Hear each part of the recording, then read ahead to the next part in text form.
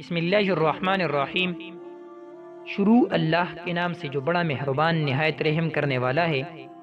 سننے والے کانوں اور دیکھنے والے آنکھوں کو لائف ان اسلام آفیشیل ٹی وی کی طرف سے دل کی گہرائی سے محبت برا سلام۔ واقعہ سے پہلے امام احمد ابن حنبل کی مختصر تعارف ہو جائے۔ امام احمد ابن حنبل رحمہ اللہ ربیع الاول 164 ہجری میں پیدا ہوئے۔ ان کے بیٹے عبداللہ کہتے ہیں، میں نے اپنے والد سے سنا، آپ فرمایا کرتے تھے، میں 164 ہجری کی ربیع الاول میں پیدا ہوا ہوں۔ آپ عجمی نہ تھے بلکہ خالص عربی تھے۔ ماں باپ دونوں کی طرف سے شیبانی تھے۔ شیبان بھی عدنان قبیلہ ہے جو ابن معد ابن عدنان کے واسطے حضور صلی اللہ علیہ وسلم سے مل جاتا ہے۔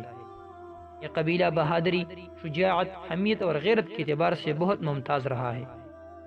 امام احمد کے رگوں میں بہادری باپ کا خون جوش مار رہا تھا۔ عزت نفس، عزم، ارادہ، صبر و تحمل اور مصائب کے برداشت کی عادت اپنے خاندان سے وراثت میں پائی تھی۔ ایمان راسخ دل میں موجے مار رہا تھا۔ جب بھی آفات ابتلا سے دوچار ہوتے، اس وقت یہ خصوصیات اور بھی نمایاں ہو جاتے اور ایک ناکار سا پیدا ہو جاتا تھا۔ پھر خاوند عالم نے ایسے اسباب بھی پیدا کر دیے تھے، ان کے مویزی خسائل کا نشوما ہوتا رہا۔ اب کی ذی حالات سے اندازہ ہوتا ہے کہ امام احمد نے اوائل عمری ہی میں محسوس کر لیا تھا کہ وہ تنہا ہے، کیونکہ بچپن میں ماں باپ کا سایہ سر سے اٹھ گیا اور ماں کی گود سے بھی محروم ہو گئے۔ اب شروع کرتے ہیں اپنا واقعہ۔ ایک مرتبہ حضرت امام شافعی رحمہ اللہ نے حضرت امام احمد رحمہ اللہ کو خط لکھا کہ بہت عرصہ ہوا آپ تشریف نہیں لائے، آپ سے ملاقات کو جی چاہتا ہے۔ حضرت امام شافعی رحمہ اللہ استاد ہے اور حضرت امام احمد ابن حنبل رحمہ اللہ ان کے شاگرد ہے۔ حضرت امام شافعی رحمہ اللہ کا قیام مصر میں تھا، اس لیے وہاں شوافع زیادہ ہے۔ جواب میں حضرت امام احمد ابن حنبل رحمہ اللہ نے فوراً اپنا پروگرام لکھ کر بھیج دیا کہ فلاں دن فلاں تاریخ کو آپ کی خدمت میں مصر میں حاضر ہو رہا ہوں۔ حضرت امام شافعی رحمہ اللہ نے اپنے گھر والوں کو، اپنے ملنے جلنے والوں کو اور دوست احباب اور دوسرے علماء کو ان کے آنے کی اطلاع دی۔ پھر ان کی دعوت اور ان کے استقبال کا خصوصی اہتمام کیا۔ لوگوں سے بتایا، اگرچہ وہ میرے شاگرد ہے مگر وہ ایک بڑے امام ہے، اللہ تعالیٰ نے ان کو بڑا مرتبہ عطا فرمایا ہے۔ چنانچہ جس دن ان کو پہنچنا تھا، اسی دن امام شافعی رحمہ اللہ نے اپنے شاگردوں، دوسرے علماء کو لے کر ان کے استقبال کے لیے شہر سے باہر تشریف لے گئے۔ اس وقت مصر کے جو بادشاہ تھے وہ بھی حضرت امام شافعی رحمہ اللہ کے معتقد تھے، وہ بھی امام صاحب کے ساتھ استقبال کے لیے چلے آئے، اور پھر بادشاہ کے ساتھ ان کے ارکان دولت بھی وزراء و امراء بھی آ گئے۔ وقت مقررہ پر حضرت امام احمد ابن حنبل رحمہ اللہ پہنچ گئے۔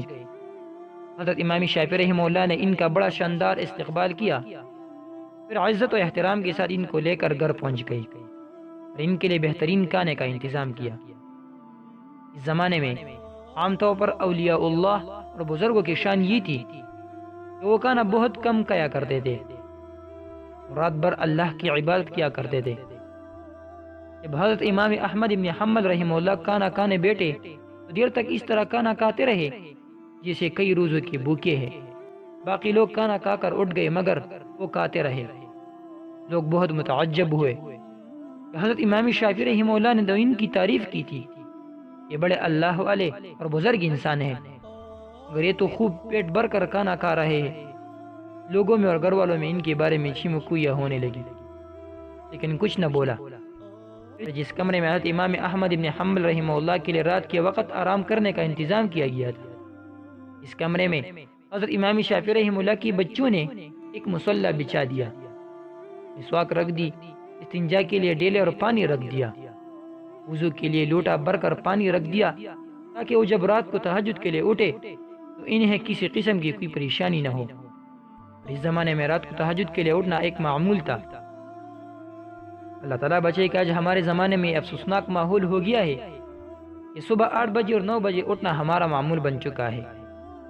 اس زمانے میں تو عام لوگ بھی تہجد کی نماز پڑھا کرتے تھے اور قیام اللیل ہوا کرتے تھے، اور جو علماء و صلحاء تھے وہ تو رات کی وقت عبادت ہی کیا کرتے تھے۔ اللہ تعالیٰ ہم سب کو بھی تہجد پڑھنے کی توفیق عطا فرمائے۔ بہرحال حضرت امام احمد بن حنبل رحمہ اللہ نے رات کو اس کمرے میں آرام کیا، وہ صبح اٹھ کر فجر کی نماز پڑھنے چلے گئے۔ جیسی ہی وہ نماز کے لیے نکلے تو حضرت امام شافعی رحمہ اللہ کی بچے اس کمرے میں آ گئی۔ وہاں دیکھا کہ پانی کا لوٹا ویسے کا ویسا پانی سے بھرا ہوا ہے، نہ مسواک استعمال ہوئے، نہ ڈیلی استعمال ہوئی، اور نہ وضو کے لیے پانی استعمال ہوا، سب کچھ جیسا تھا ویسا ہی رکھا ہوا ہے۔ اب ان کے دل میں یہ شبہ ہوا کہ شاید رات کو چونکہ زیادہ کالیا تھا اس لیے تہجد کی آنکھ نہیں کھلی۔ جب فجر کی نماز پڑھ کر حضرت امام احمد بن حنبل رحمہ اللہ نے تشریف لائے تو گھر والوں نے حضرت امام شافعی رحمہ اللہ سے کہا، آپ نے فرمایا تھا کہ وہ تو بہت بڑے اللہ والے ہیں اور بہت بڑے بزرگ ہیں، مگر رات کو انہیں کھانا بھی خوب کھایا، اور رات کو ہم نے ان کی وضو اور استنجا کے لیے پانی اور ڈیلے رکھے تھے، وہ بھی استعمال نہیں ہوئی۔ معلوم ہوا کہ رات کو تہجد کی نماز بھی پڑھی نہیں۔ اب حضرت امام شافعی رحمہ اللہ کو بھی تشویش ہوئی، لہٰذا انہوں نے حضرت امام احمد بن حنبل رحمہ اللہ کو بلایا اور تنہائی میں لے جا کر ان سے پوچھا، اس طرح کی باتیں سننے میں آ رہی ہے، آپ نے کھانا بھی غیر معمولی طور پر کھا لیا، اس کمرے میں آپ کے لیے سونے کا انتظام کیا گیا تھا، اس کمرے میں آخری شب میں استعمال کے لیے جو چیزیں رکھی گئی تھی وہ بھی استعمال میں نہیں آئی، کیا بات ہوئی؟ آپ پہلے تو ایسے نہیں تھے، یہاں سے جانے کے بعد آپ کی مزاج میں کچھ تبدیلی آ گئی ہے۔ حضرت امام احمد بن حنبل رحمہ اللہ نے فرمایا کہ حضرت، میرے بارے میں جو باتیں ہو رہی ہے وہ درست نہیں ہے، بلکہ بات کچھ اور ہے۔ بات دراصل یہ ہے کہ میں جس وقت کھانا کھانے کے لیے آپ کے دسترخوان پر پہنچا اور جس وقت میں نے اس کمرے میں قدم رکھا تو میں نے دیکھا اس کھانے کے حرارت طیب ہونے کی وجہ سے وہ کمرہ نور سے چکا چون ہو رہا ہے، اور یہ دیکھا کہ آسمان سے لے کر اس دسترخوان تک انوار کی بارش ہو رہی ہے۔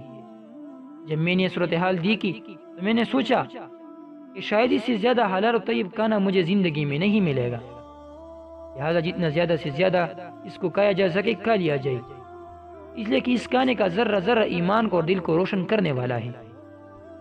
اس لیے مجھ سے جتنا زیادہ سے زیادہ کھانا کھایا جا سکا کھا لیا، اور میں نے یہ نہیں دیکھا کہ کون کتنا کھا رہا ہے اور کون میرے بارے میں کیا سوچ رہا ہے۔ جہاں تک مجھے کھانے کی سکتی میں کھاتا گیا، اور پھر حلال کھانے سے بدہضمی بھی نہیں ہوتی، بلکہ وہ سریع الہضم ہوتا ہے اور اندر جا کر جزو بدن بن جاتا ہے اور روح کو منور کرنے کا ذریعہ بن جاتا ہے۔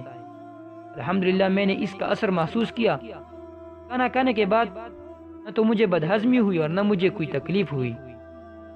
پھر کھانا کھانے کے بعد عشاء کی نماز سے فارغ ہو کر جب میں اس کمرے میں پہنچا جہاں آپ نے میرے لیے آرام کا انتظام کیا تھا، وہاں جا کر تو میری حالات ہی بدلی ہوئی تھی اور سونے کو آرام کرنے کی طبیعت ہی نہیں چاہ رہی تھی، اگرچہ میں لمبا سفر کر کے آیا تھا، مگر اس کھانے میں اتنی غذائیت اور توانائی تھی کہ میرے تکان بھی ختم ہو گئی اور سستی بھی جاتی رہی، اور جب میں سونے کے لیے لیٹا تو مجھے نیند نہ آئی، لہٰذا میں لیٹا رہا اور لیٹے لیٹے قرآن و حدیث میں غور کرتا رہا، حتیٰ کہ پوری رات غور فرقہ کرتے ہوئے گزار دی،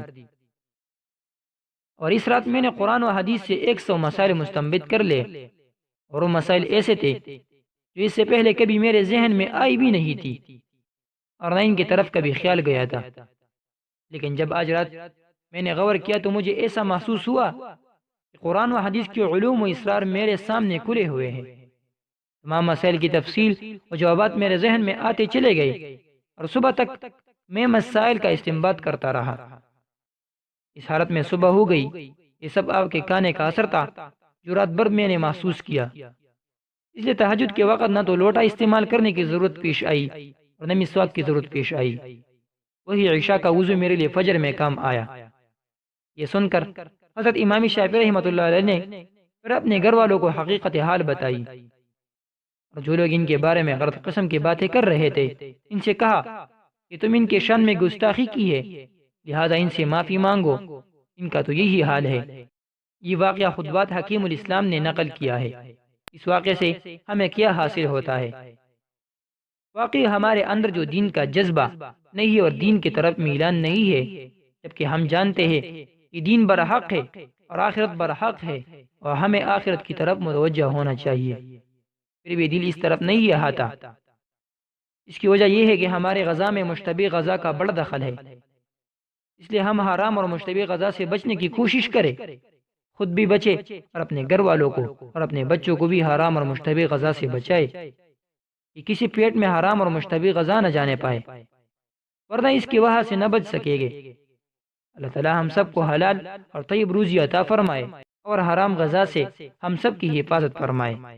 اگر آپ کو ہماری ویڈیوز پسند ہیں اور آپ کو اسلامی واقعات، سیرت صحابہ، سبق آموز کہانیاں چاہیے تو آپ ہمارے چینل کو ضرور سبسکرائب کریں۔